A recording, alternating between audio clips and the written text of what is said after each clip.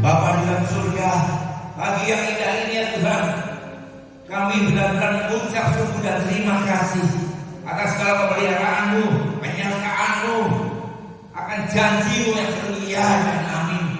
Terima kasih pula ya Tuhan untuk pagi yang indah ini ya Tuhan Yesus, di mana kami satukan hati kami untuk kami bersama-sama memuji dan memuliakan nama-Mu. Kami akan terus memuji dan memuliakan daripada nama-Mu saja Tuhan Yesus, sampai kemuliaan boleh dinyatakan di tempat ini ya Tuhan. Mari Tuhan Yesus, kami berdoa untuk sidang jemaat-Mu yang pada pagi hari ini ya Tuhan, yang mungkin masih dalam perjalanan Tuhan. Tolong Bapa, cepatkanlah mereka sudah berada di tempat ini untuk bersama-sama memuji ya Tuhan Yesus, karena hanya Engkau yang layak puji dan kami sembah ya Tuhan. Terima kasih ya Tuhan, kami pimpin ibadah kami ya Tuhan Yesus, Kau pimpin ibadah kami dari awal pertengahan hingga pada akhirnya Tuhan. Berkatilah kami semua dan layakkanlah kami semua yang semua terlibat dalam perayaan ibadah kami pada pagi hari ini. Engkau berkati dan kami yakin dan percaya bahwa Roh Kudus ada di tengah-tengah kami. Roh Kudus akan memampukan kami, Roh Kudus akan memberikan karunia kepada kami supaya kami bisa menyenangkan hati-Mu ya Tuhan. Terima kasih Bapak, kami sambut ibadah kami pada pagi hari ini adalah nama Tuhan dan Juru Selamat kami, dan percaya katakan amin. Anda silakan duduk kembali. Suatu sukacita yang luar biasa pada pagi hari ini. Tidak terasa sebentar lagi kita akan merayakan Natal. Sungguh bangga alasan Engkau saudara Dia terkasih. Karena itu saudaraku, datanglah kami bersorak-sorak kepada Dia. Haleluya.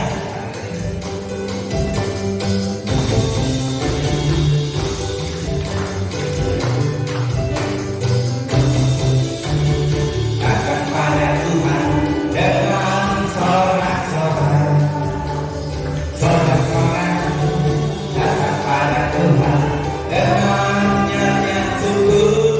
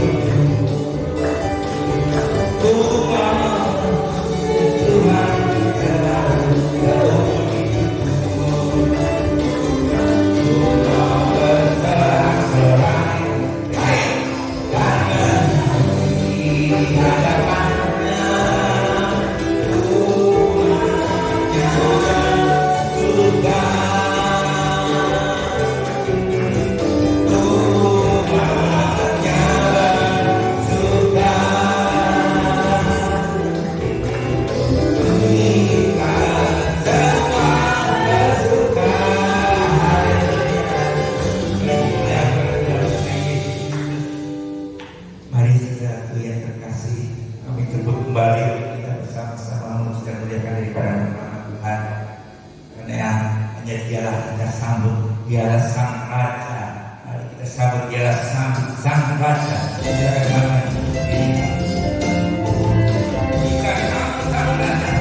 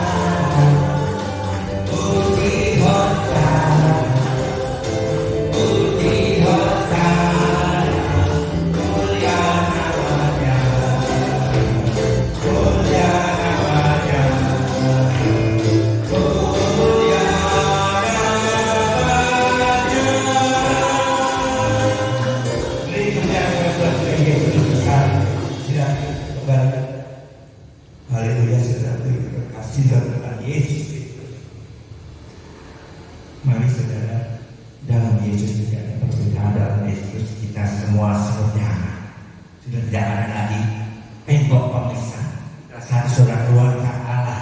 Karena itu saudara yang terkasih, jangan sungkan antara satu kepada yang lain. Kita semua saudara. Saudara, anak-anak Allah, puji Tuhan, haleluya. Mari kita bersama dalam Yesus kita berdoa.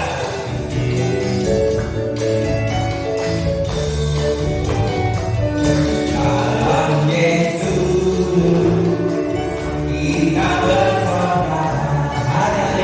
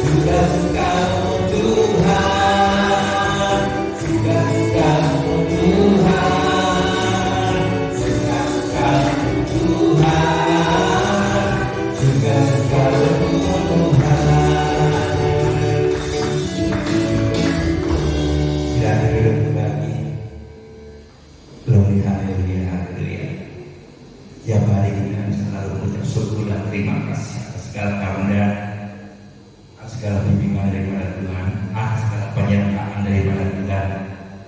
Mari saudara, serahkan segalanya kepada Tuhan. Apapun yang terjadi di dalam kehidupan saudara, ada waktunya Tuhan pasti akan tolong kita semua. Dia adalah penolong yang selalu setia. Mari saudara, saatnya kita akan menerima kebenaran firman Tuhan. Karena firman Tuhan boleh menjadikan pelita dalam segala kehidupan kami untuk kita semua. Segala perkara dapat ditanggung. Segala perkara dapat ditanggung. Percayalah apa yang terjadi. Benar saudara, apa yang terjadi pikiran saudara, dia sanggup menolong saudara dari kesalahan.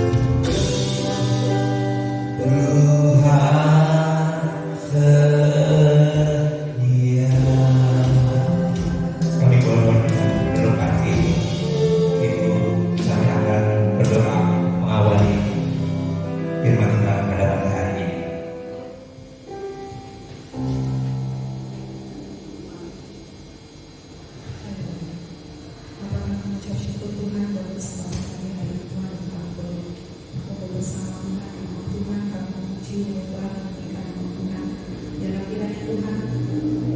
Puji penyembahan yang kami naikkan Tuhan boleh menjadi perkara yang harum di hadapan Tuhan, boleh berkenan di hati Tuhan, boleh menyenangkan hatinya Tuhan. Karena itu kerinduan kami Tuhan, kami mau menyenangkan Engkau Tuhan. Dan apa yang kami miliki yang terbaik Tuhan, yang kami miliki Tuhan, kami persembahkan hanya untuk Engkau Raja di atas segala raja. Terima kasih Tuhan. Sebentar kami akan mendengarkan firman Tuhan yang akan disampaikan oleh hamba-Mu Tuhan. Mari Tuhan, Kau urapi hamba-Mu yang akan menyampaikan firman-Mu. Biar urapan yang dahsyat yang dari surga Tuhan turun tercurah atas hamba-Mu yang akan menyampaikan firman. Sehingga apa yang disampaikan oleh hamba-Mu Tuhan Yesus adalah berasal dari hati-Mu sendiri ya Bapa. Setiap kami Tuhan, jemaat-jemaat Tuhan, pemuji-pemuji, penyembah-penyembah Tuhan yang setia, kami akan mendengarkan firman-Mu Tuhan. Tuhan, Roh Kudus-Mu yang memampukan kami untuk belajar melakukan firman-Mu dalam hidup kami sehari-hari Tuhan, boleh kami nyatakan sehingga firman Tuhan boleh menjadi firman yang kami hidupi. Dan biarlah Tuhan setiap mereka boleh melihat bahwa pribadi Kristus nyata dalam diri setiap kami, umat percaya dan nama Tuhan Yesus saja yang kita muliakan tinggi. Terima kasih Bapa, kami menyerahkan doa ini ke dalam tangan Tuhan, di dalam nama Tuhan Yesus Kristus kami sudah berdoa dan mengucap syukur. Haleluya.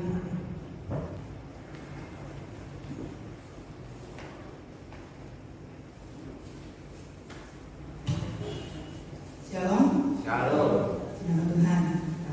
Semuanya nama Tuhan. Saatnya kita memberikan hati kita untuk diisi dengan kebenaran firman Tuhan. Firman Tuhan pada pagi hari ini saya berjudul pemeliharaan Tuhan. Pemeliharaan Tuhan.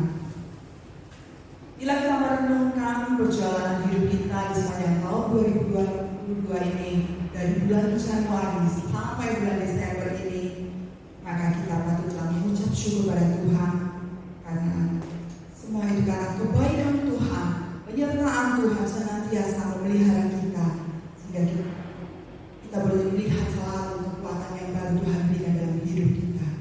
Kita harus akui bahwa hanya karena oleh anugerahnya kita bisa ada sampai hari ini. Tapi jangan katakan kalau kami ada sampai hari ini, itu semua karena berkat Tuhan. Hari demi hari telah kami lewati, susah ataupun senang. Kami percaya Tuhan selalu serta dan tak pernah meninggalkan kami. Sebab itu janjinya bagi kita, orang yang mengasihi Dia.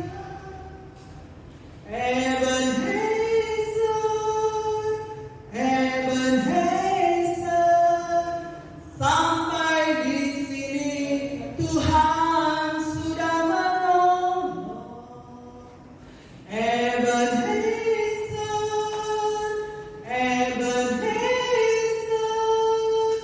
Tuhan pasti menolong. Puji Tuhan, sampai di sini Tuhan sudah menolong kita. Kita boleh melihat pertolongan Tuhan, pemeliharaan Tuhan di tahun 2022 ini. Apakah cukup sampai minggu yang ketiga ini? Kita perlu pertolongan Tuhan, pemeliharaan Tuhan terus ke depannya. Apalagi menghadapi tahun yang baru yang kita tidak pernah tahu apa yang akan terjadi di depan kita. Apakah lebih baik tahun yang baru atau kalau lebih buruk, kita tidak pernah tahu. Tapi kita perlu pertolongan Tuhan. Kalau kita berjalan bersama Tuhan dalam pemeliharaan Tuhan, maka kita akan selalu melihat mujizat Tuhan terjadi dalam hidup kita. Demikian juga kita akan belajar dari firman Tuhan pada pagi hari ini. Kita akan melihat pemeliharaan Tuhan yang Tuhan nyatakan dalam kehidupan Nabi Elia dan juga janda Sarfat.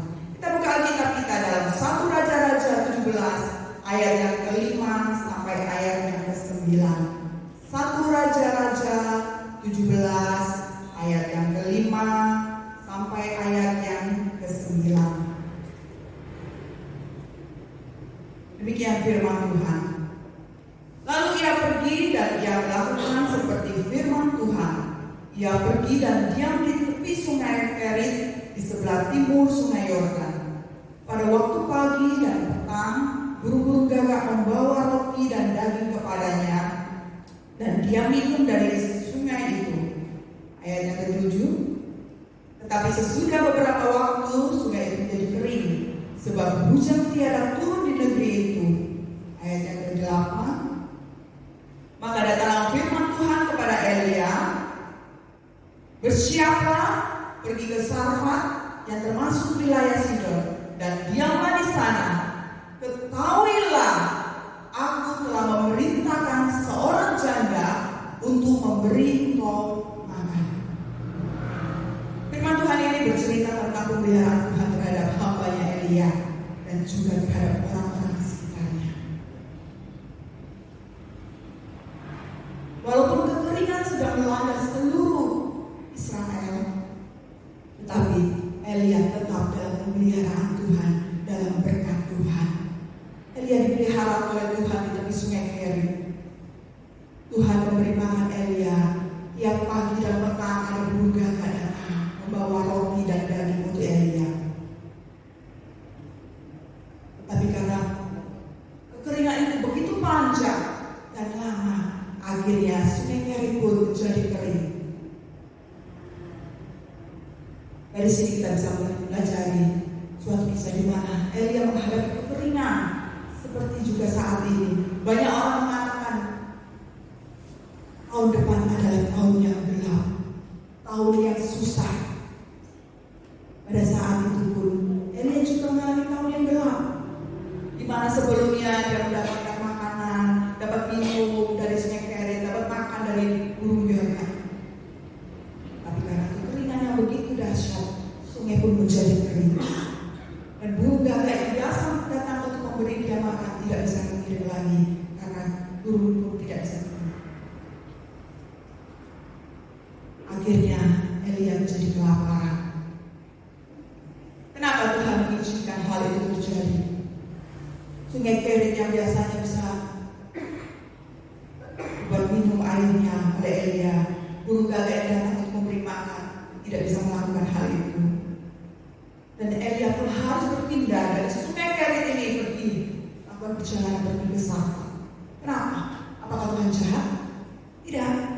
Supaya Elia tidak bersandar kepada sungai Kerit ataupun burung gagak, tetapi bersandar kepada Tuhan Yesus yang memeliharanya.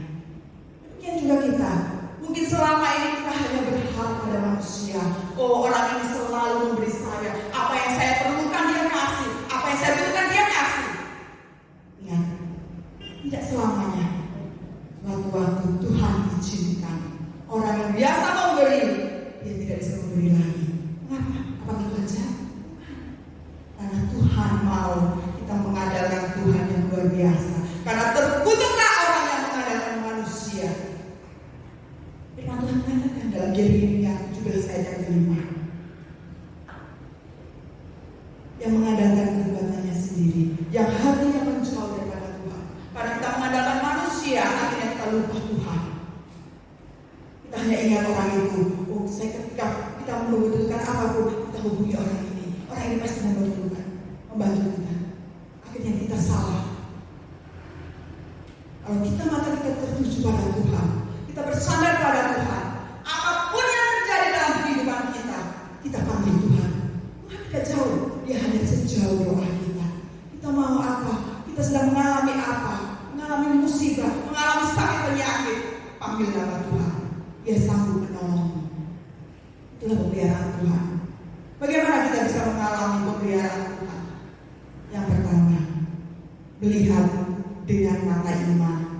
Melihat dengan mata iman. Ketika Elia mengalami sungai yang menjadi kering, Elia tidak khawatir.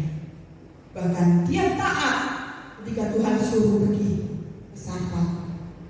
Bukan yang dekat, jauh, lumayan jauh, dia harus pergi. Elia tunduk dengan caranya Tuhan. Alkitab mencatat bahwa janda yang akan dia temui nanti di Sarfat bukan janda kaya-kaya yang bisa memberi dia makan. Bukan. tapi dia raja dan miskin. Ayat yang ke-12. Perempuan itu menjawab, demi Tuhan Allahmu yang hidup, sesungguhnya tidak ada roti padaku sedikit pun, kecuali segenggam tepung dalam tempayan dan sedikit minyak dalam buli-buli. Dan sekarang aku sedang mengumpulkan 2-3 potong kayu api. Kemudian aku mau pulang dan mengolahnya bagiku dan bagi anakku, dan setelah kami memakannya, kami akan mati. Ini membuktikan bahwa janda ini adalah janda miskin. Dia tidak mempunyai apa-apa. Bagaimana dia bisa memberi makan Elia, sedangkan untuk dirinya dan anaknya hanya ada segenggam tepung dan sedikit minyak. Hanya sekali makan, setelah itu mati.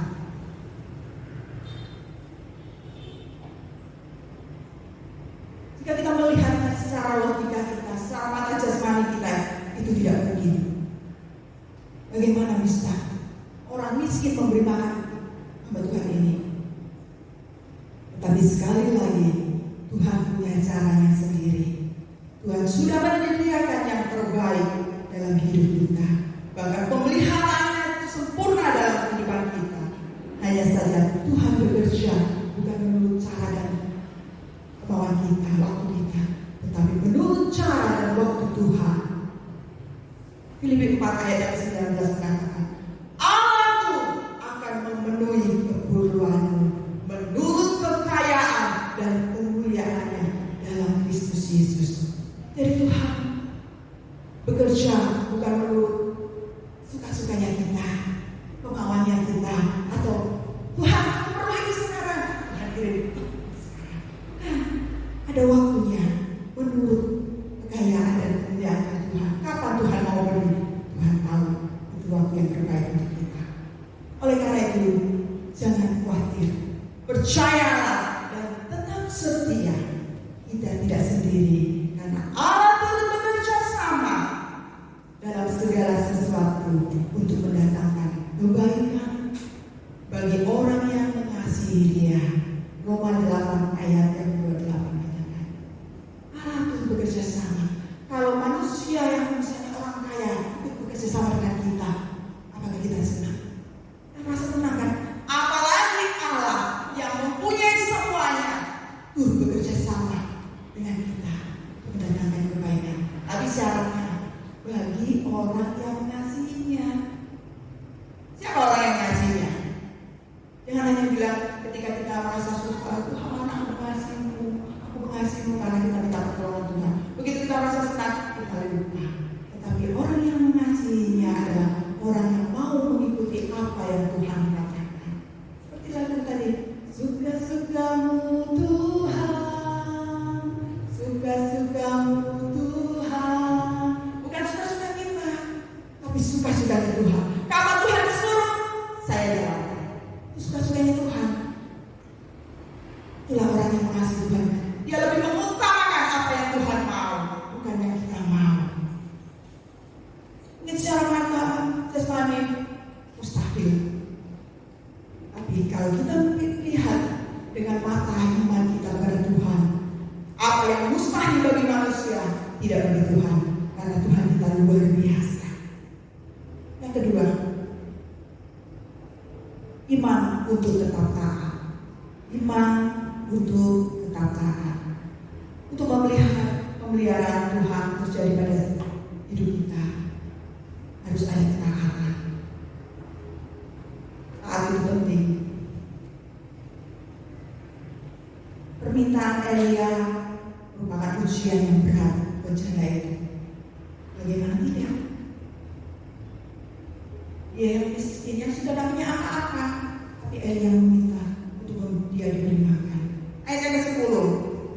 Sesudah itu ia bersiap, lalu pergi ke Sarfat. Setelah ia sampai di pintu gerbang kota itu, tampaknya di sana seorang janda sedang mengumpulkan kayu api. Ia berseru kepada perempuan itu, katanya, cobalah ambil bagiku sedikit air dalam kendi supaya aku minum. Ayat yang ke-11. Ketika perempuan itu pergi mengambilnya, ia berseru lagi, cobalah ambil juga bagiku sepotong roti. Ayat yang ke-12. Perempuan itu demi Tuhan Allahmu yang hidup, sesungguhnya tidak ada roti padaku sedikit pun, kecuali segenggam tepung dalam tempayan dan sedikit minyak dalam buli-buli. Dan sekarang aku sedang mengumpulkan 2-3 potong kayu api. Kemudian aku mau pulang, mengolahnya bagiku dan bagi anakku, dan setelah kami memakannya, kami akan mati. Jelas sekali bahwa permintaan yang diminta oleh Elia itu merupakan ujian yang sangat berat bagi janda ini. Apakah ia akan memberikan makanan pada Elia? Sementara yang dia punya itu hanya segenggam tepung dan sedikit minyak. Mungkin secara logika di sisi janda ini tidak mungkin dia bisa memberi makan hamba Tuhan ini karena sudah tidak ada persediaan makanan lagi. Maka setelah persediaan makanan itu habis, mereka tahu ada bencana yang akan mereka hadapi, yaitu kematian karena kelaparan. Keadaan itulah yang membuat janda itu mulai mempertanyakan ulang kepada Elia. Sebagaimana kita sering mempertanyakan tuntutan kita kepada Tuhan, sementara yang kita punya ini hanya sedikit. Tidak mungkin Tuhan, bagaimana saya bisa mempedulikan orang yang miskin di samping saya, sedangkan saya sendiri tidak punya. Bagaimana Tuhan? Saya hanya cuma punya ini loh Tuhan. Bagaimana saya bisa mempedulikan hamba Tuhan yang butuh makan ini?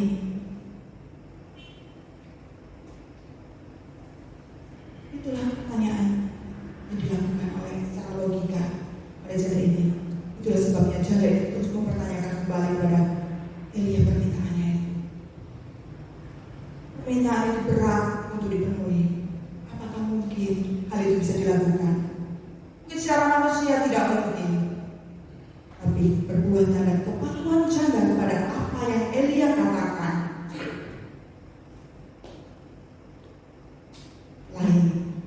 Karena dia hanya memiliki segenggam tepung dan sedikit minyak yang cukup untuk sekali makan saja. Apalagi harus lebih dahulu mengutamakan hamba Tuhan ini. Hamba Tuhan yang tidak dia kenal, kecuali hamba Tuhan yang sudah saudara kenal. Ini hamba Tuhan yang tidak kenal dari sejauh. Mereka dia datang, baru ketemu, minta makan. Mungkin secara manusia jadi bilang, kalau Tuhan ini tidak tahu ya, saya ini sudah tidak punya loh. Saya sudah bilang, saya ini cuma punya ini loh. Tepung cuma segini loh. Kok masih minta terus, saya ngeyel terus saja ya. Minta terus ini. Gimana? Apakah tidak punya hati ya kalau Tuhan ini? Bukan itu yang dilakukan oleh janda ini. Janda ini melakukan apa yang Elia suruh. Mungkin secara manusia dia bertentangan, tapi dia mau tunduk, mau taat apa yang Elia suruh. Karena dia benar-benar percaya atas apa yang dikatakan oleh Nabi Elia ini. Dan dia mau melakukannya, maka kita lihat dalam ayat yang ke-13 dan ayat yang ke-14. Tetapi Elia berkata kepadanya, janganlah takut, pulanglah, buatlah seperti yang kau katakan. Tapi buatlah lebih dahulu bagiku sepotong roti bundar kecil daripadanya, dan bawalah kepadaku, kemudian barulah kau buat bagimu dan bagi anakmu. Sebab beginilah firman Tuhan Allah Israel, tepung dalam tempayan itu tidak akan habis, dan minyak dalam buli-buli itu pun tidak akan berkurang sampai pada waktu Tuhan beri hujan di atas muka bumi. Janda ini tidak ragu-ragu untuk melakukan firman Tuhan yang disampaikan oleh Elia. Iman itulah yang menjadikannya hidup. Percaya pada Tuhan tidak pernah sia-sia. Kalau percaya pada manusia sering mengecewakan, tapi Tuhan tidak pernah mengecewakan. Memberi walaupun secara logika tidak masuk akal, menjauhkan diri dari keraguan akan pemeliharaan Tuhan, dan menyandang kehidupan yang hanya kepada janji Tuhan, menjadikan janda ini bisa melihat mujizat Tuhan, menikmati hidupnya berkati Tuhan. Ayat yang ke-15. Lalu pergilah perempuan itu berbuat seperti yang dikatakan Elia. Maka perempuan itu dan dia serta anak perempuan itu mendapat makan beberapa waktu lamanya. Di sini kita bisa melihat bukan hanya janda ini atau janda ini dan anaknya, tapi dia itu hamba Tuhan. Elia. Jadi ada orang dipelihara Tuhan. Janda Sarfat itu, Elia dan juga anak dari janda Sarfat itu. Tuhan pelihara. Beberapa waktunya sampai kekeringan itu lewat. Karena janda ini taat dan melakukannya, mujizat Tuhan terjadi. Ayat 16. Tepung dalam tempayan itu tidak habis dan minyak dalam buli-buli itu tidak berkurang. Seperti firman Tuhan yang diucapkan dengan rancangan Elia. Karena itu tidak ada yang harus kita khawatirkan. Tuhan berkata kepada kita, jangan kamu khawatir, burung di udara dia pelihara. Jangan kamu khawatir, bunga di padang dia hiasi. Jangan kamu khawatir, apa yang kau makan itu bagai. Jangan kamu khawatir, Bapa di surga memelihara. Matius 6 ayat 25. Burung-burung di udara Tuhan pelihara. Bunga bakung di padang Tuhan dandani begitu indah. Tidakkah Dia akan memelihara dan mendandani kita begitu rupa? Bapak di surga tahu apa yang kita butuhkan. Asalkan kita mau mengutamakan Tuhan, semuanya itu akan ditambahkan kepadamu. Amin. Jangan pernah berpikir bagaimana cara Tuhan menolong kita. Mungkin caranya tidak masuk akal. Tapi tetap percaya, tetap yakin pertolongan dan pemeliharaan Tuhan itu ajaib dan tidak bisa diselami oleh pemikiran kita atau pemikiran kita. Asalkan kita mau percaya dan taat, maka kita akan melihat pemeliharaan Tuhan. Kita perlu pertolongan Tuhan, kita perlu pemeliharaan Tuhan menghadapi tahun-tahun ke depan. Kita perlu pertolongan Tuhan. Apa yang bisa kita andalkan? Kekayaan kita? Tidak. Begitu kita mengalami sakit, kaya yang sepakai sebanyak apapun, tidak bisa nolong. Kita perlu pemeliharaan Tuhan. Kalau Tuhan yang memelihara, kalau Tuhan yang menjaga kita, itu luar biasa. Kita selalu melihat kuasa Tuhan. Kita boleh melihat pertolongan Tuhan. Mungkin di saat sakit, dalam kelemahan tubuh, dalam keadaan sangat susah, kita bisa selalu melihat Tuhan tidak pernah meninggalkan kita. Tuhan selalu ada. Dia selalu ada dalam hidup kita. Dia selalu memelihara kita sehingga kita boleh ada sampai hari ini. Itu semua karena anugerah Tuhan, karena pertolongan Tuhan. Siapa yang bisa kita andalkan? Tidak ada. Karena itu kita perlu Tuhan menolong kita. Kita perlu berjalan memasuki tahun yang baru ke depan ini bersama dengan Tuhan. Karena bersama Yesus kita akan melakukan perbuatan yang besar, perbuatan yang dahsyat, pemeliharaan Tuhan yang luar biasa. Kalau tahun ini kita boleh merasakan, apakah tahun depan Tuhan tidak akan memelihara kita lebih lagi? Pakai iman kita, percaya bahwa Tuhan yang sama, Tuhan yang juga menolong kita di tahun 2022 ini, Tuhan yang sama juga yang akan menolong kita di tahun yang akan datang. Kita mau selalu berjalan dengan Tuhan, mengandalkan Tuhan. Seperti Musa katakan, bila kau tak bersertaku, ku tak mau berjalan. Ku perlu Tuhan, pimpin langkahku dengan kasih karunia-Mu. Pimpin langkahku setiap waktu, berjalan bersama-Mu. Ku perlu Tuhan, pimpin langkahku dan berjalan bersama-Mu. Kalau berjalan dengan Tuhan, berjalan bersama Yesus, berjalan dengan Tuhan, dengan Roh Kudus-Nya, maka kita akan melihat pertolongan Tuhan, pemeliharaan Tuhan, kuasa Tuhan yang luar biasa dalam hidup kita. Kita tidak bisa berjalan sendiri. Orang yang selalu ada bersama dengan kita terbatas, tidak bisa selalu ada bersama dengan kita. Tapi kalau Tuhan berjalan dengan kita, dimanapun kita ada, di situ Tuhan ada. Karena Tuhan ada sejauh Dia ada di dalam hati kita. asal kita mau melakukannya, asal kita mau percaya dengan iman kita bahwa Tuhan ada. Dia yang akan menolong kita, Dia yang akan memimpin kita, Dia yang akan menopang kita memasuki hari demi hari, memasuki apapun yang harus kita lewati, lembah kekelaman sekalipun, asal bersama Yesus kita akan mendapatkan mujizat Tuhan, pertolongan Tuhan, kuasa Tuhan. Untuk itu kita kuatkan iman kita, percaya kita. Jangan kita hanya memandang secara mata ini, mengalami kelemahan sedikit. Aduh Tuhan, aku tidak bisa ke gereja Tuhan, aku sakit. Tapi kita harus mengalahkan itu semua dengan iman kita. Saya sembuh, saya sehat, saya mau beribadah karena saya punya Tuhan yang memelihara saya. Itulah kunci iman kita. Mungkin di saat lemah, saat apapun yang kita alami, kita percaya tangan Tuhan itu luar biasa. Mungkin secara manusia saya masih sakit, tiap pagi bangun masih rasa sakit, tapi saya tetap memuji Tuhan. Saya cuma berkata, Tuhan Yesus baik, Tuhan Yesus baik. Saya bisa melakukan apapun, saya boleh melihat pertolongan Tuhan, kuasa Tuhan dalam hidup saya. Bukan karena dipijit, bukan karena saya percaya tangan Tuhan. Tangan Tuhan. Tiap malam saya kasih minyak, kami kasih minyak khusus.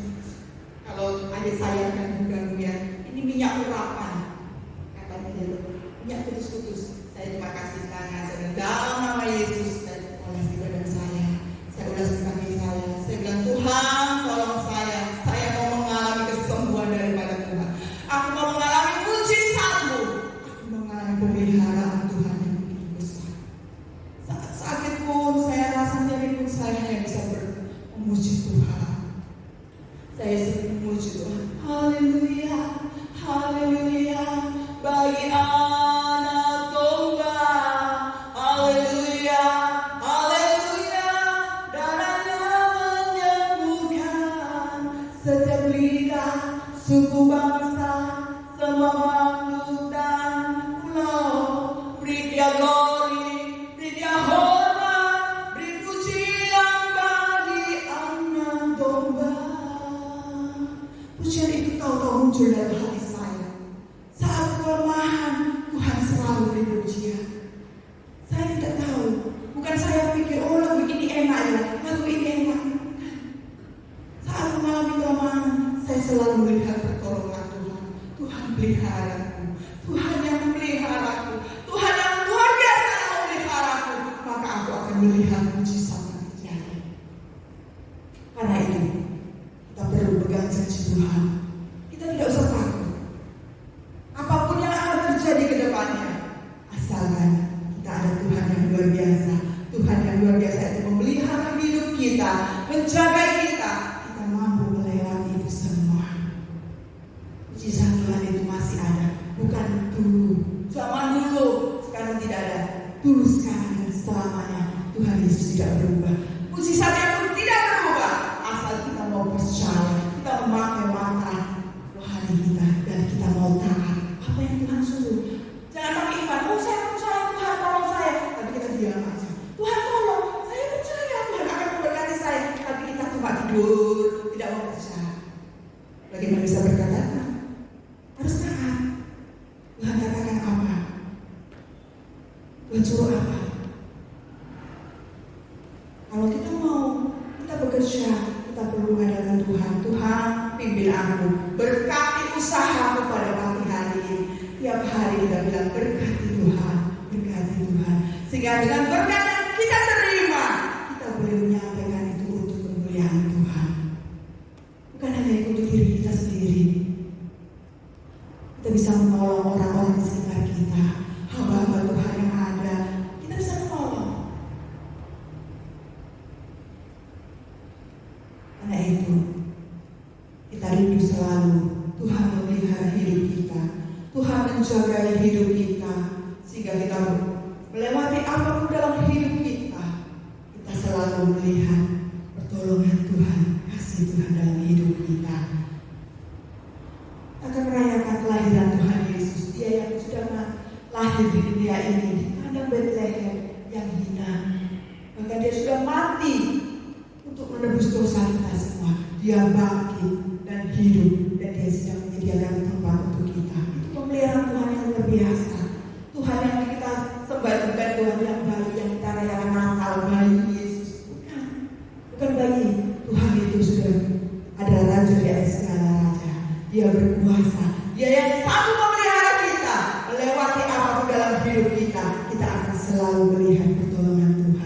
Mujizat Tuhan, kuasa Tuhan di dalam hidup kita, rencana Tuhan itu indah dalam hidup kita. Puji Tuhan.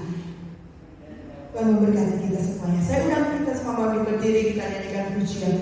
Dia peliharaku, Dia peliharaku, di senang atau susah, Dia